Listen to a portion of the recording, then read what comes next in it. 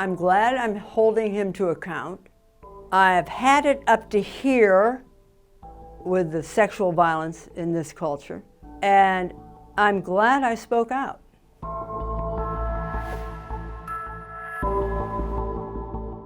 It is a very personal, difficult, painful decision to come forward. I hadn't realized what was going to happen.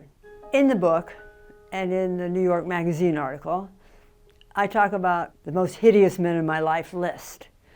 And we talk about several in the piece.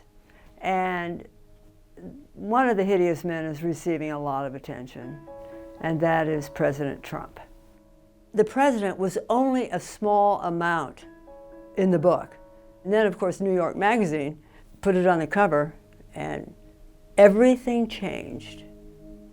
By 4 or 5 hours later, it was astonishing. Now, I did not go on the internet that day because I know how to be a happy woman. You can be a happy woman by staying off the internet. But I was aware of everything because my friends were messaging. You're trending on Twitter. The New York Mag thing is incredible. And then they would send me messages from women that I admire, you know, women writers that I have loved, you know, just, well, as long as I can remember reading women, and they were on Twitter giving me support. And just, that was good, that I got all the support.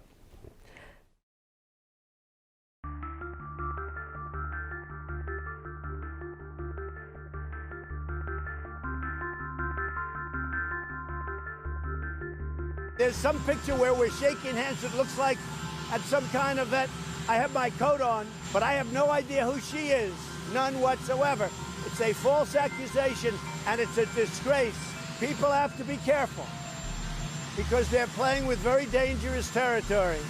And when they do that, and it's happening more and more, when you look at what happened to Justice Kavanaugh, and you look at what's happening to others, you can't do that for the sake of publicity.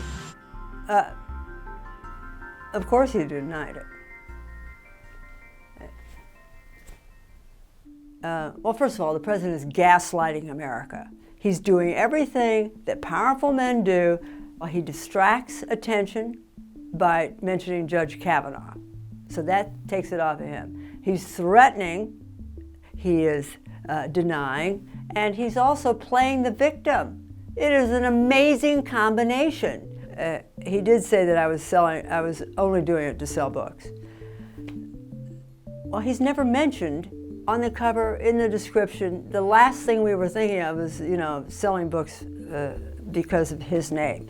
I was perfectly happy never to come forward, never to say anything.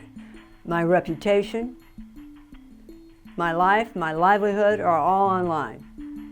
And they're all not only online, they're on the line.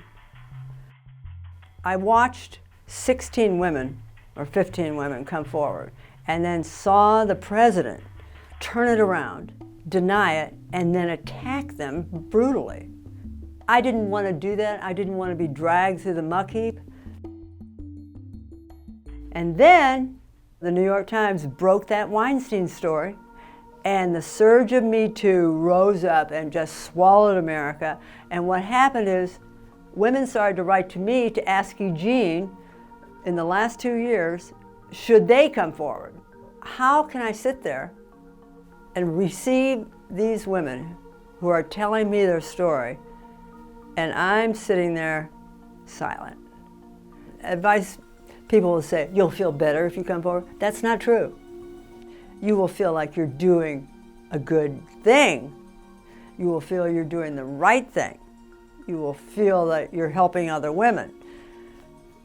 But it is very, very painful.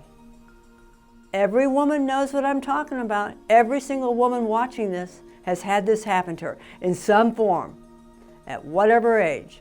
It is time to change the sexual violence in this society. The only way we can do it is hold these guys accountable.